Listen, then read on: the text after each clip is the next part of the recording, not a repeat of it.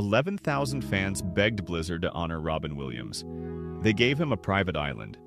Robin Williams loved World of Warcraft, played it for years. In 2014, he died. Fans created a petition, 11,000 signatures, begging Blizzard to add him to the game. Blizzard listened. They gave him his own island off the coast of Talador. You rub a lamp and Robin appears as a genie, just like Aladdin. The island is filled with references to his movies. It's his memorial.